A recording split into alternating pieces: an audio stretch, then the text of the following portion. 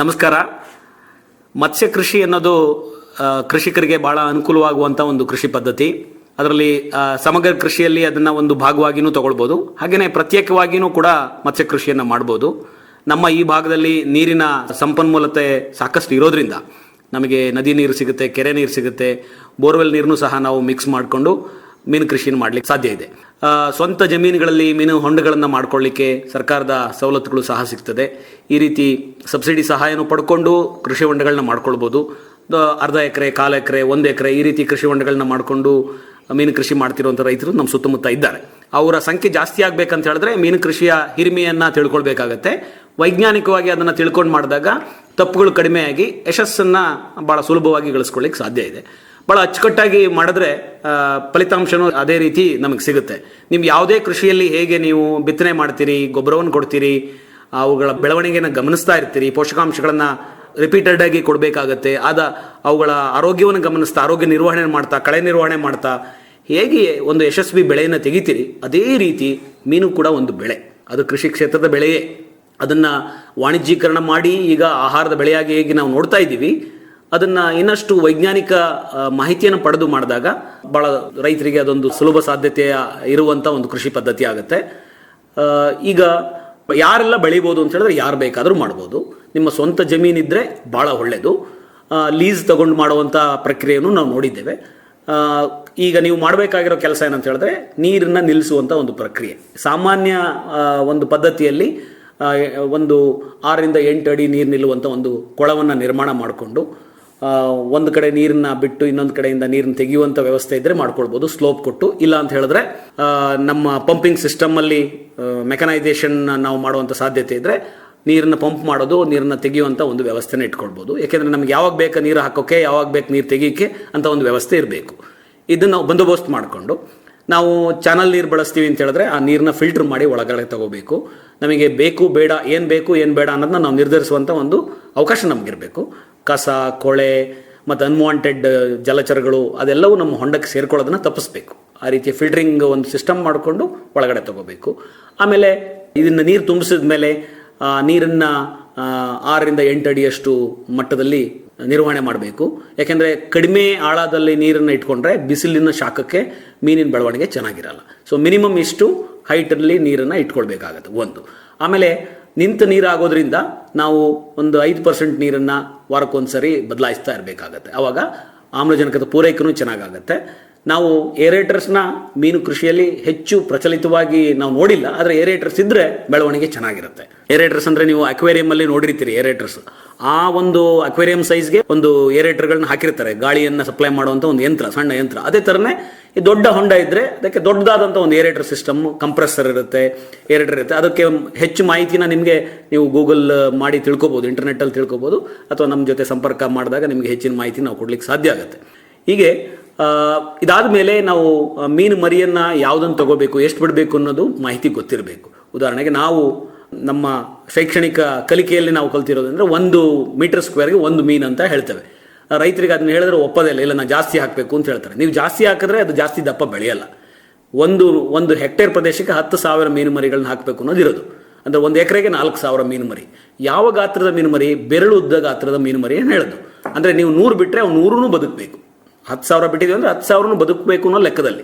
Plus R minus ನೀವು 1,000 2,000 ಹಾಕಿ ಅಕಸ್ಮಾತ್ ಶಾಕಿಂದ ಅಥವಾ ಇನ್ನೇನೋ ಆಗಿ ವೀಕ್ ಇರೋದು ಸತ್ತೋಗ್ತದೆ ಅಂತ ಹೇಳಿದ್ರೆ ಪ್ಲಸ್ ಆರ್ ಮೈನಸ್ 1,000 ಮೀನನ್ನು ನೀವು ಮನಸ್ಸಲ್ಲಿ ಇಟ್ಕೊಳ್ಬೋದು. ಹೀಗೆ ಬೆರಳುದ್ದ ಗಾತ್ರದ ಮರಿಗಳು ಸಿಗುವಂಥ ಜಾಗವನ್ನು ಸಂಪರ್ಕ ಮಾಡ್ಕೋಬೇಕು. ಅಥವಾ ಈಗ ಏನು ಮೀನು ಮರಿ ಉತ್ಪಾದನಾ ಕೇಂದ್ರಗಳಿದೆ, ಸರ್ಕಾರದ್ದಿದೆ, ಪ್ರೈವೇಟ್ದಿದೆ, ಎಲ್ಲಿ ನಿಮಗೆ ಅನುಕೂಲ ಆಗುತ್ತೋ ಅಲ್ಲಿ ಅದನ್ನು ಬಳಸ್ಕೊಳ್ಬೋದು. ಹಾಗೆಯೇ ಯಾವ ತಳಿಗಳನ್ನು ನಾವು ಹಾಕಬೇಕು ಅಂತ ಹೇಳಿದ್ರೆ ಈಗ ನಮ್ಮ ಈ ಸುತ್ತಲಿನ ಪ್ರದೇಶಕ್ಕೆ ಬಹಳ ಪ್ರಚಲಿತವಾಗಿ ಪಾಪ್ಯುಲರ್ ವೆರೈಟೀಸ್ ಅಂತ ಹೇಳ್ತೀವಲ್ಲ, ಅವು ಭಾರತೀಯ ಗೆಂಡೆ ಮೀನುಗಳಂತಿದೆ. ಕಾಟ್ಲಾ, ರೋಹು, ಮೃಗಾಲ್ ಇವು ಭಾಳ ಫೇಮಸ್. ಅದ್ರ ಜೊತೆಗೆ ಚೈನೀಸ್ ಕಾರ್ಪ್ಸ್ ಅಂತ ಹೇಳ್ತೀವಿ, ಚೈನೀಸ್ ಗೆಂಡೆ ಮೀನುಗಳು. ಅವುಗಳಲ್ಲಿ ಸಿಲ್ವರ್ ಕಾರ್ಪ್ ಇದೆ, ಗ್ರಾಸ್ ಕಾರ್ಪ್ ಇದೆ, ಮತ್ತು ಕಾಮನ್ ಕಾರ್ಪ್. ಕಾಮನ್ ಕಾರ್ಪ್ ಹೆಸರಿಗೆ ಭಾಳ ಫೇಮಸ್, ಗೌರಿ ಮೀನು ಅಂತ ಕರೀತಾರೆ. ಅದು ಭಾಳ ಮೀನನ್ನು ತಿನ್ನೋರಿಗೆ ಭಾಳ ಇಷ್ಟವಾಗಿರುವಂಥ ಮೀನು. ಕಾಟ್ಲಾ ಕೂಡ ತುಂಬ ರುಚಿಕಟ್ಟಾಗಿರುವಂಥ ಮೀನು, ಭಾಳಷ್ಟು ಜನಕ್ಕೆ ಇಷ್ಟ ಆಗುವಂಥ ಮೀನು.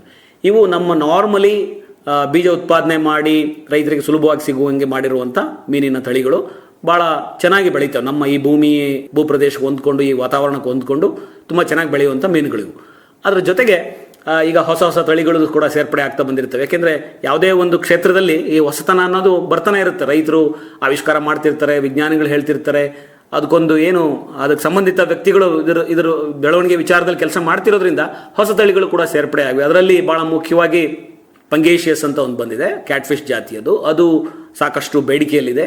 ಅದನ್ನು ಮರಿಗಳನ್ನು ಪಶ್ಚಿಮ ಬಂಗಾಳ, ಒರಿಸ್ಸಾ, ಆಂಧ್ರ ಪ್ರದೇಶ್ ಇಲ್ಲೆಲ್ಲ ಮರಿಗಳು ಸಿಗ್ತಾ ಇದ್ದಾವೆ.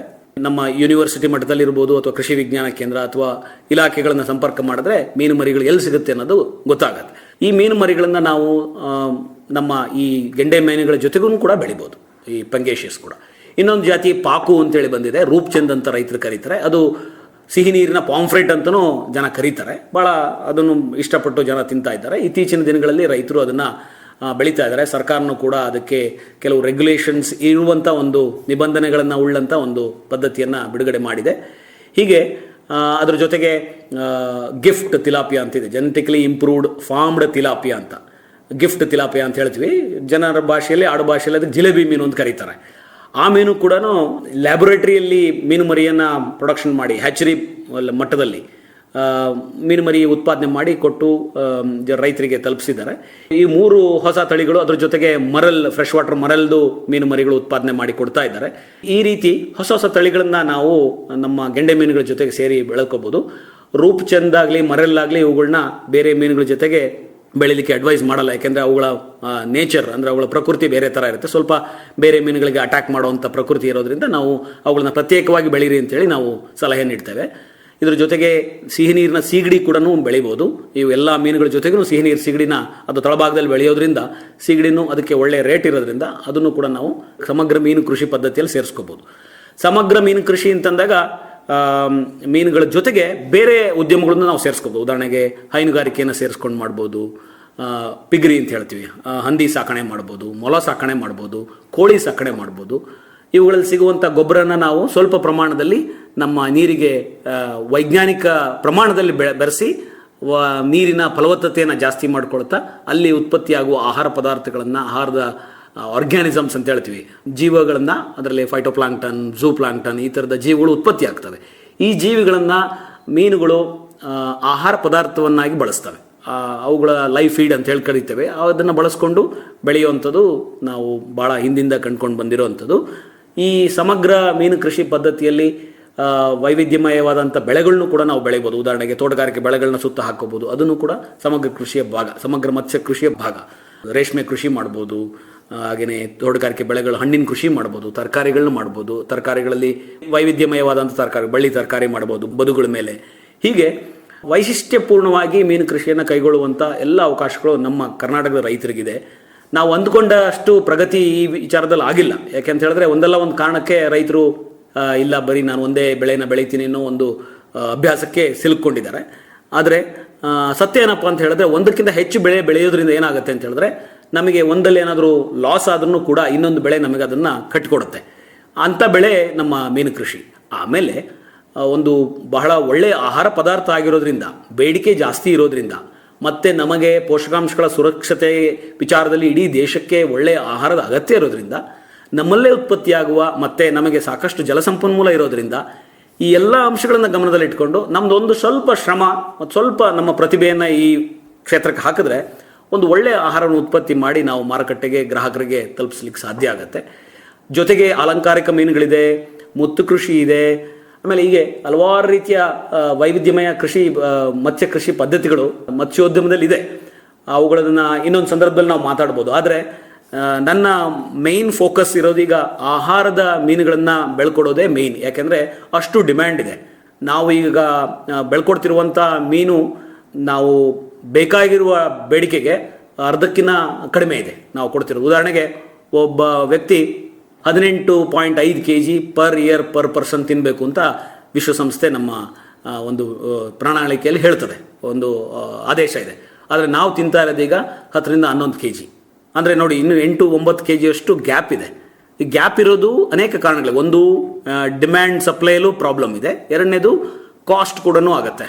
ಯಾವಾಗ ಕಡಿಮೆ ಸಪ್ಲೈ ಇರುತ್ತೋ ಜಾಸ್ತಿ ಬೆಲೆ ಇರುತ್ತೆ. ಹಾಗಾಗಿ ಹೆಚ್ಚು ಜನ ಅದನ್ನು ತಿನ್ನಲಿಕ್ಕೆ ಸಾಧ್ಯವಾಗದಂಥ ಪರಿಸ್ಥಿತಿನೂ ಇರುತ್ತೆ. ಹೀಗಾಗಿ ಈ ಒಂದು ಪೌಷ್ಟಿಕಾಂಶಯುಕ್ತ ಆಹಾರವಾಗಿ ಏನು ಮೀನನ್ನು ನಾವು ನೋಡ್ತೀವಿ, ಇದು ಎಲ್ಲ ರೀತಿಯ ಜನಗಳಿಗೆ, ಬಡ ಜನರು ಎಲ್ಲರೂ ಸ್ವೀಕಾರ ಮಾಡುವಂಥ ಒಂದು ವ್ಯವಸ್ಥೆ ನಿರ್ಮಾಣ ಆಗಬೇಕು. ಆವಾಗ ಏನಾಗುತ್ತೆ, ಏನು ಪೋಷಕಾಂಶ ಸುರಕ್ಷತೆ ಇರ್ಬೋದು, ಆಹಾರ ಸುರಕ್ಷತೆ ಇರ್ಬೋದು, ಇವೆಲ್ಲವೂ ಸತ್ಯವಾಗ್ತವೆ. ಅದಕ್ಕೆ ಪೂರಕವಾಗಿ ನಮ್ಮ ಎಲ್ಲ ರೈತರು ಕೊಡುಗೆಯನ್ನು ಸಲ್ಲಿಸಲಿಕ್ಕೆ ಸಾಧ್ಯ ಇದೆ. ಈಗ ಅನ್ನದಾತ ಅನ್ನುವ ಬಿರುದು ಇರೋದ್ರಿಂದ ಈ ಒಂದು ಅಂಶನೂ ಸೇರಿಸ್ಕೊಂಡ್ರೆ ಇನ್ನಷ್ಟು ಹೆಮ್ಮೆ ಪಡುವಂಥ ಒಂದು ಕೃಷಿ ಪದ್ಧತಿ ಇದಾಗುತ್ತೆ. ಸರ್ಕಾರ ನೀವು ಜಾಸ್ತಿ ಮಾಡ್ದಂಗೆ ಈ ವಿಚಾರನ ಇನ್ನಷ್ಟು ಇದಕ್ಕೆ ಬೆಂಬಲಗಳು ಸಿಗ್ಲಿಕ್ಕೆ ಶುರುವಾಗುತ್ತೆ. ಇದ್ರ ಬಗ್ಗೆ ಇನ್ನಷ್ಟು ಚರ್ಚೆಗಳಾಗ್ತವೆ. ಹಾಗಾಗಿ ಕೃಷಿಕರು ಇದ್ರ ಬಗ್ಗೆ ಆಸಕ್ತಿ ತೋರಿಸಬೇಕು ಅನ್ನೋದು ಈ ಸಂದರ್ಭದ ವಿನಂತಿ. ನಮಸ್ಕಾರ.